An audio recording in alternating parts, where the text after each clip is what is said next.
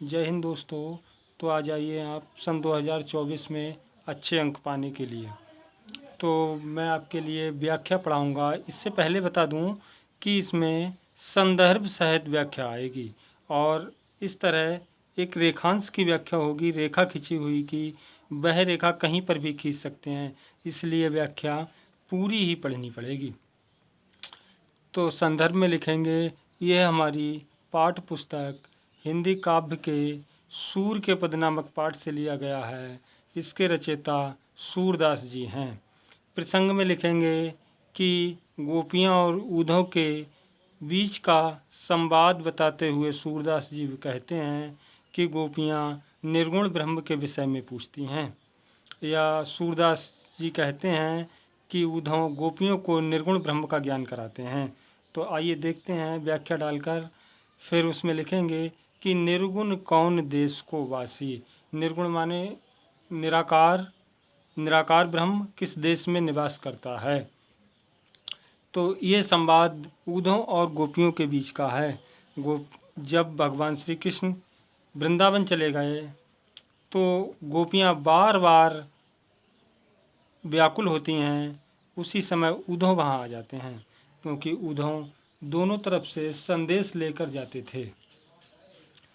तो गोपियाँ वो कहती हैं, हे उद्धव, निर्गुण ब्रह्म किस देश का निवासी है।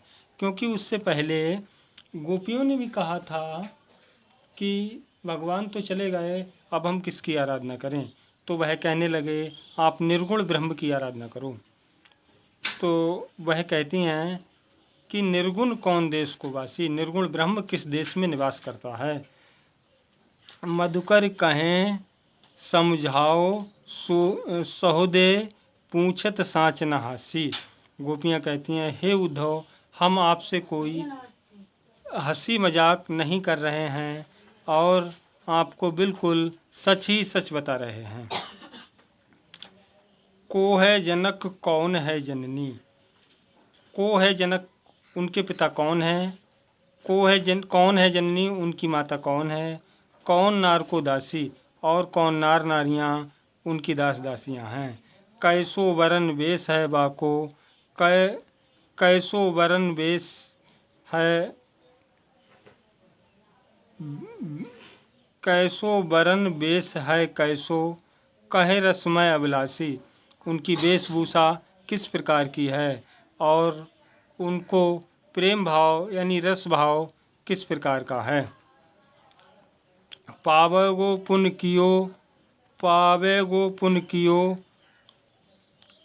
अपनहु जो करेगो गासी। और उन्हें प्राप्त करने की सरल विधि कौन सी है। गोपियाँ कहती हैं, हे उद्धव, उस विधि को हमें बताइए। सुनत मौन रहो बाबरो, सूर मतय सबनासी।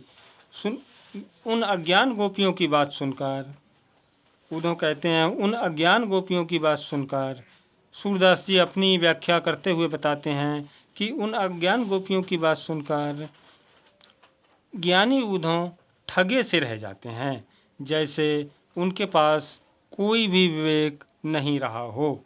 अब मैं इसका आपके लिए अर्थ बता देता हूँ।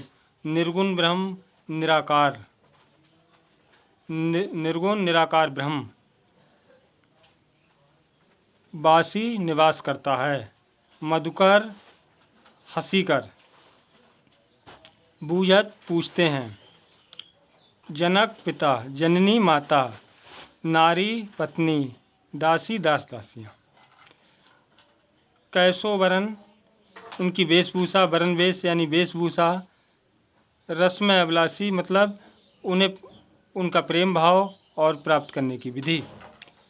पावेगो पुण्य कियो आपनो, उन्हें प्राप्त करने की विधि और उसका सरल रास्ता। सुनत मौन रहो बाबरो, सूर मतय सबनासी।